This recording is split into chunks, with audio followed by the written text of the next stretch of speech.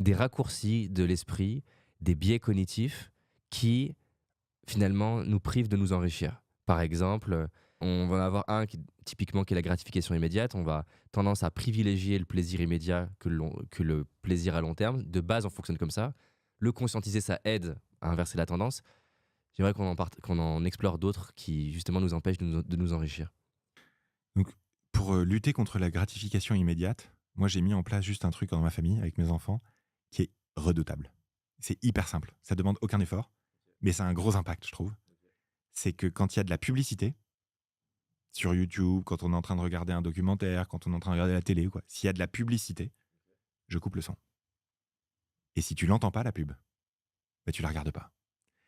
Et quand tu fais ça devant tes gamins, tout de suite, dès qu'ils ont, moi ils ont 7 ans et 10 ans, tout de suite ils prennent conscience que ah non, en fait, ce truc-là, il est fait pour me mindfuck, en fait, tu vois? La pub, elle est faite pour ça, tu vois? Et donc, quand tu coupes le son, tu montres à tes enfants que l'enjeu, c'est pas forcément la gratification immédiate. Hmm. L'enjeu, c'est pas forcément la dopamine. Donc Une petite astuce c'est mon de père qui parents. m'a c'est mon père qui m'a appris ça. C'est redoutable. Ça marche vachement bien. C'est-à-dire, tes enfants, quand tu fais ça, comme la télé, les écrans, c'est un truc qui les capte énormément, si tu veux. Le fait que tu coupes le son, ça les choque. Tu vois, vachement. Les petits, ils sont. Et donc, au-delà de la gratification immédiate, quels sont les raccourcis de l'esprit qui nous empêchent de nous Moi, il y enrichir? en a un qui me tient énormément à cœur, parce que j'ai une mère, parce que j'ai une épouse, parce que j'ai une fille. C'est le fait que l'immense majorité des femmes disent: «C'est pas pour moi». Alors que on l'a mesuré sur des millions de gens dans 17 pays européens depuis 4 ans. Les femmes investissent mieux que les hommes. C'est un rendement Investissent beaucoup supérieur mieux dans le sens. de 2% par an. Ok. Mais 2% par an de rendement en plus, c'est énorme. Donc, si vous êtes en couple et que vous avez répliqué le schéma de la famille occidentale, européenne en tout cas, en place depuis 70 ans, c'est-à-dire c'est madame qui gère les comptes du quotidien, c'est monsieur qui gère les gros sous, les grosses décisions, les gros machins, en fait, il faut faire l'inverse. Il faut faire l'inverse. La science nous dit qu'il faut faire l'inverse. Donc, Ok. mesdames, mesdemoiselles, messieurs, les femmes doivent investir parce qu'elles le font vachement bien. Et qu'est-ce qu'elles font de vachement bien pour bien qu'on Eh ben, qu'on comprenne? elles investissent de manière plus raisonnable au sens où elles utilisent Elles les bons spéculent moins. concepts à long terme. Elles sont plus long Elles se terme. laissent pas dépasser par le biais de comparaison, qui est l'immense majorité des hommes, malheureusement, qui tombent dedans, à savoir, mon pote, il a bien tradé en bourse, je vais faire mieux que lui. Hmm. Ok. Elle se demande Il y a pas, moins le côté compétition, quoi. il y a pas du tout. Elle se demande pas du tout. De battre leur copine. À nouveau, c'est pas un jugement de ma part. On a fait des études. Oui, oui, c'est On a statistique. fait des études. On a posé des questions à des centaines de milliers de clients partout en Europe, etc. C'est de la science. Je veux dire, c'est pas une opinion, c'est pas un jugement ou quoi que ce soit. Et donc, elles utilisent davantage les bons principes long terme, en fait. C'est-à-dire, c'est plus facile manifestement pour elles de se dire, ok, je diversifie parce que ça marche à long terme. C'est quoi les erreurs de jugement qu'on va avoir tendance en tant qu'humain autour des sujets, de l'investissement, de l'épargne qui, par exemple, j'en sais rien, Bah, l'aversion à la perte, ça pourrait ouais, être. en fait, c'est les grands classiques. C'est-à-dire, le premier, c'est la cupidité. Enfin, c'est le fait de se dire, j'ai une possibilité de gagner beaucoup d'argent tout de suite. Mhm. Il y a très peu de chances que j'y arrive, mais je le fais quand même. Parce que j'ai cet espoir de gagner beaucoup d'argent très vite. C'est ce que moi j'appelle de la cupidité. C'est un biais qui fait que tu prends des très mauvaises décisions, comme par Tout mettre exemple dans un, tout mettre sur la dernière crypto en date, tout mettre sur Apple, même si j'adore. tout mettre sur Apple, tout mettre sur un truc, quel qu'il soit. Ouais. Le seul Et donc truc ça, sur je lequel pense moi que je te c'est. dis tout mettre, c'est pas complètement délirant à long terme, c'est la bourse du monde entier. Ouais. C'est-à-dire tu prends 2000 actions du monde entier, les plus grosses. Ouais. Et voilà. Je Ça, fais je pense que c'est clé parce que Ah bah ouais. ce qui fait. Parce qu'il y a deux manières de le voir. On peut se dire que justement, toutes ces personnes sur Internet qui vendent des produits financiers un peu délirants, spéculatifs, sans éduquer la personne que c'est spéculatif, même s'ils rajoutent la petite mention qu'ils peuvent perdre, mais bon, les gens n'entendent pas. En fait, c'est important de comprendre que de base, en tant qu'humain, on a envie d'avoir ce shoot de j'ai gagné beaucoup d'argent facilement, rapidement.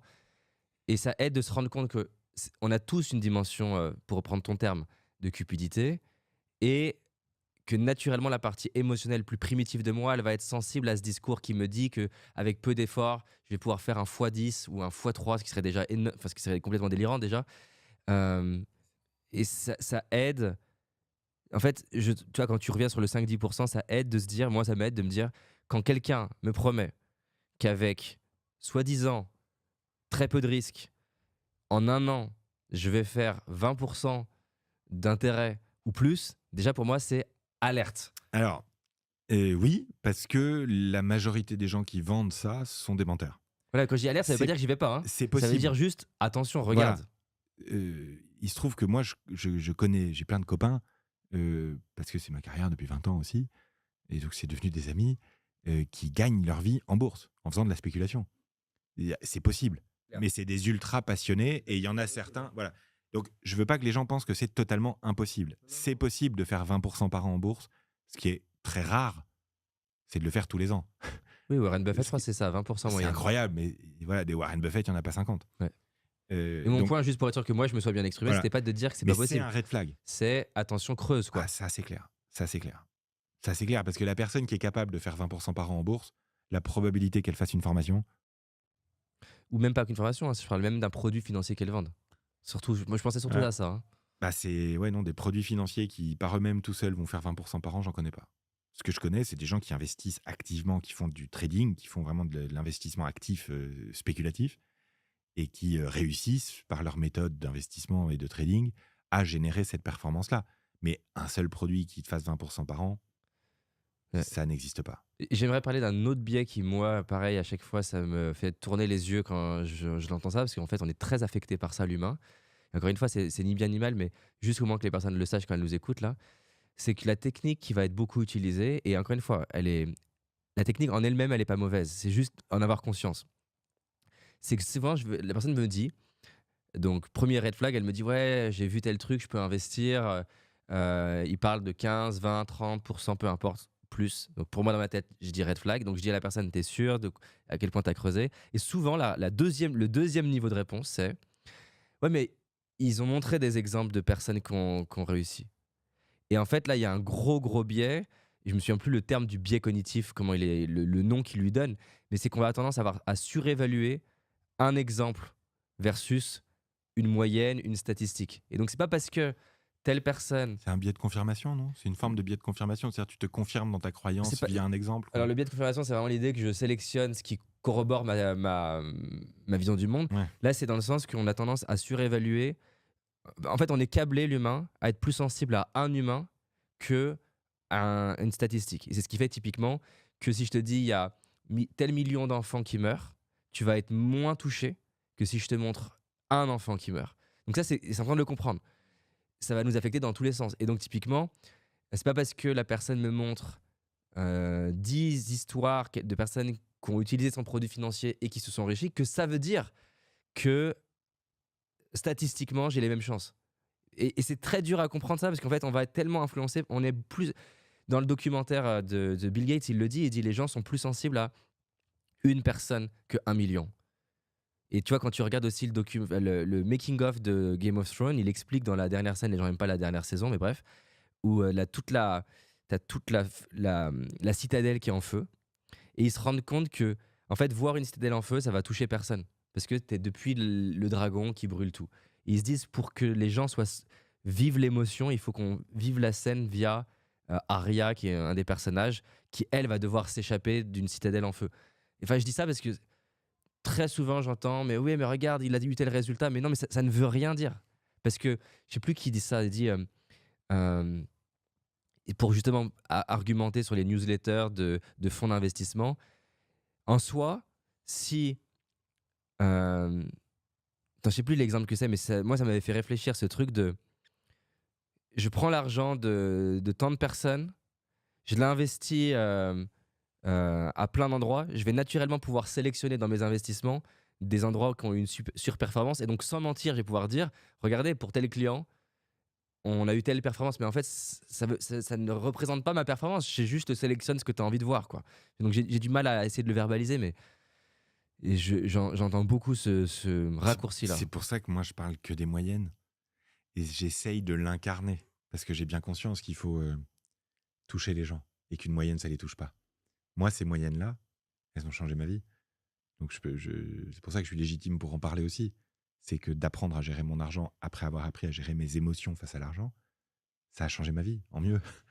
Donc, c'est pour ça que j'en parle. C'est pour ça que j'ai envie d'en parler, de le faire ressentir aux autres. J'encourage toutes, euh, toutes celles et ceux qui veulent s'en saisir à rejoindre une communauté. C'est la seule manière de lutter contre ces biais psychologiques, c'est de s'entourer d'une. Alors, tu as ton travail individuel que tu peux faire, bien sûr, de se former Ouais. et de voir un coach ou un psychiatre ou quoi, mais l'enjeu, c'est ensuite d'appartenir à une communauté, à mon sens. Parce que moi, c'est Reddit, et il y a une communauté qui s'appelle Vos Finances Ok. sur Reddit, et en 5 ans, elle est passée de 10 000 personnes à 400 000 personnes. Et le travail des gens, il n'y a pas de professionnels, c'est des gens là-dedans, est juste incroyable de qualité, si tu veux. Et donc, combien de gens se sont fait aider gratuitement par d'autres gens normaux là-dessus, c'est énorme. Et moi, d'être abonné à ce truc-là, de voir les notifs passer, ça me fait des rappels toute la journée de c'est bien de bien gérer son argent. Regarde, lui, il est content d'avoir bien géré son argent. Regarde, lui, il est content d'avoir pris la bonne décision. Regarde, lui, ses ETF, ça fait 20 ans et regarde où il en est, etc. Je download la lutte anti-émotion de merde avec l'argent, tu vois. Oui, d'ailleurs, ça, ce que tu viens de dire, c'est important. Voir, pour le coup, là, c'est le biais dont j'ai parlé, mais dans le sens positif. Et voilà. C'est-à-dire que voir régulièrement des exemples de gens qui, en le gérant, ont transformé leur vie, ça, pour le coup, c'est le même biais, mais cette fois utilisé pour nous servir, ça Et va voilà. nous toucher, ça va nous impacter. J'essaye, moi, de créer un maximum de contenu, moi-même ou avec des partenaires, évidemment. On est probablement le plus gros sponsor de l'éducation financière en Europe aujourd'hui, Trade Republic, financièrement. On accompagne plus de 150 influenceurs, donc c'est un très gros sujet pour nous. Et j'essaye de créer un maximum de touchpoints, en fait. Un maximum de contenu, de tous les formats. Je me suis même lancé sur TikTok, tu vois, depuis 3 semaines. Ok. À 39 ans, c'était pas gagné. Je m'éclate. C'est le plus il y a des touchpoints un peu partout, Mhm. le moins les gens vont pouvoir se laisser embarquer dans les biais historiques, si tu veux, dans lesquels les gens sont, quoi. Et donc, j'essaye, moi, de créer ces contenus-là, en fait. Sous plein de formats.